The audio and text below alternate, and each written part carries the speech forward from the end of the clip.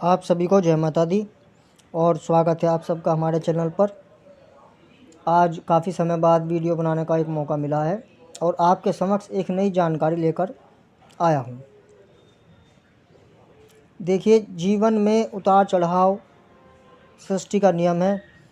हर प्रकृति परिवर्तनशील है और परिवर्तनशील होने के कारण सभी इंसान के जीवन में परिवर्तन आते हैं। आज समय सुख का है, कल समय थोड़ा सा दुख वाला भी हो सकता है। बस ये बात है, किसी को अनुभव कम होता है और किसी को अनुभव ज़्यादा होता है, या यूँ समझ लिए किसी के जीवन में दुख अधिक आता है, किसी के में कम आता है। लेकिन कई बार इस तरह की परिस्थितियाँ बन जाती हैं कि निरंतर सब कार्य सही होते होते हर जीवन में शुभता आते आते अचानक एक जीवन में ऐसा ठहराव आ जाता है जिससे आदमी समस्याओं से घिर जाता है। चारों तरफ से उसे कहीं ना कहीं से कुछ ना कुछ समस्याएं घिरी रहती है, चाहे वो स्वास्थ्य संबंधी हो, पारिवारिक हो, पैसे को लेन देन को हो, व्यापारिक हो, व्यवहारिक हो, किसी भी तरह की समस्याएं हो सकती हैं। कई बार इंसान का अच्छा मान सम्मान होता होते धीरे धीरे उसकी ख्याति धीरे धीरे लोप की तरफ बढ़ सकती है। तो इस तरह की कई घटनाएं जीवन में परिवर्तन कई बार आते हैं और कई बार इतनी अधिक हो जाती है कि ऐसा लगता है कि जीवन ठहर सा गया है, उसे कोई भी रास्ता नहीं सूझता। क्या इसके कारण होते हैं और कैसे हम इस समस्या से उभरने का प्रयास कर सकते हैं, आज की इस वीडियो में जानेंगे। देखिए, इसके कारण कई हो सकते हैं। इसका कारण एक तो हमारे पूर्व जन्म के प्रारब्ध हैं। ये प्रारब्ध कभी भी हम पीछा नहीं छोड़ सकते और कभी भी हम इनसे नहीं बच सकते हैं। यदि हम कोई भी ऐसा कार्य नहीं करते जो इन कर्म बंधनों से हमें मुक्त कर सके या इनके प्रभाव को कम कर सके, तो ये हमारे जीवन में आने ही आने हैं। भगवान का भजन करना या भगवान का कीर्तन करना या भगवान की पूजा करना या किसी भी पाठ का अनुष्ठान करना, घर में पाठ करना, ये कहीं ना कहीं हमें हमारे जो कर्म के बंधन हैं उनसे कुछ हमें लाभ की प्राप्ति करा सकते हैं। दूसरी बात, अगर जीवन में हम किसी के लिए, किसी भी व्यक्ति के लिए हम बुरा करते हैं या कई बार हमारे से अनजाने में भी कोई हमारे से बुरा हो गया और हम नहीं करना चाह रहे थे, तो उसका भी कुछ ना कुछ फल तो देखो हमें मिलता ही है। यदि हम ना चाह के भी किसी का बुरा करते हैं तो भी हमें उसका कुछ ना कुछ परिणाम भुगतना पड़ता है। कई बार अनजाने में हो जाता है, कई बार हमारे से जानबूझकर हम कर बैठते हैं। कई बार ऐसा होता है कि क्रोध में अगर हमारे से कुछ ऐसी बात उसके हमारे मुंह से निकल गई और वो बात सही होगी और उसका बुरा भी हो गया। ये कब होता है? जब किसी आदमी पर देवीय शक्तियाँ या भगवान की कृपा हो, तब ऐसा हो जाता है। लेकिन उसका परिणाम हमें यही मिलता है कि वो धीरे धीरे चलता हुआ हमारा जीवन चक्र एक ठहराव की स्थिति में आ जाता है, जिसके कारण हमें बहुत सारी परेशानियों का सामना करना पड़ जाता है। तो इन समस्याओं के समाधान के लिए हमें सबसे पहले तो अपने इष्ट से जुड़ने की आवश्यकता है।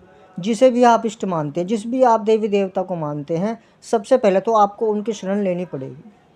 सबसे पहले आप उनकी शरण लीजिए और उनकी शरण लेकर भक्ति भाव से और उनके सामने अपनी समस्याओं को रखते हुए निरंतर उनका पूजा पाठ, ध्यान, भजन या माला जाप, जो भी आपसे उचित समझे, जो आपका सामर्थ्य हो, जितना आपके पास समय हो, उस समय के अनुसार आप कीजिए।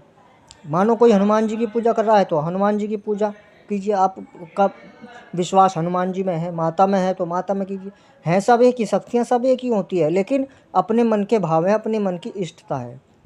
और अब आप अपने इष्ट के प्रति जब समर्पित होंगे, तब धीरे धीरे आप उनका पूजा पाठ करेंगे, आप उनको मानना शुरू करेंगे, आप उनके लिए अपने जीवन को समर्पित करके और अपनी समस्याओं के समाधान के लिए उनसे प्रार्थना करेंगे, तो आपकी समस्याओं का धीरे धीरे निराकरण होना शुरू हो जाता है।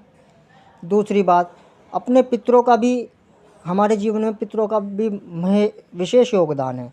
तो अपने पितरों के निमित्त में मनुष्य को, अगर हम प्रतिदिन कुछ नहीं कर पाते या हम रविवार को कुछ नहीं कर पाते, तो कम से कम महीने में एक बार अमावस्या के दिन तो कई बार उन्हें किसी भूखे व्यक्ति को खाना भी खिला सकते हैं, किसी ज़रूरतमंद को कुछ वस्त्र दान कर सकते हैं, गाय को हरा चारा खिला सकते हैं, गाय के लिए भूसे की व्यवस्था कर सकते हैं, गौशाला में कुछ सेवा दान कर सकते हैं। आपके आसपास जो भी गौशाला है, आप किसी पवित्र नदी में स्नान कर सकते हैं, आपको दान पुण्य कर सकते हैं उनके निमित्त।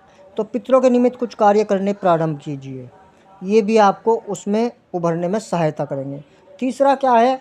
पक्षियों को दाना डालना, पक्षियों के लिए पानी की व्यवस्था करना, या फिर कुछ इस तरह की आपको परोपकारिक कार्य करने चाहिए। जो ज़रूरतमंद लोग हैं, यदि आप सामर्थ्यवान हैं तो उन ज़रूरतमंद लोगों की सहायता आप कीजिए, चाहे वो अन्न के द्वारा करें, चाहे आप वस्त्र दान करके कर रहे हैं, चाहे आप उनके किसी भी अन्य प्रकार से सुविधा कर देकर उन्हें आप करें। कोई व्यक्ति अगर बीमार है और उसका इलाज कराने में सामर्थ्य नहीं है और आप सामर्थ्यवान हैं, तो आप उसके इलाज में भी उसका सहयोग कर सकते हैं।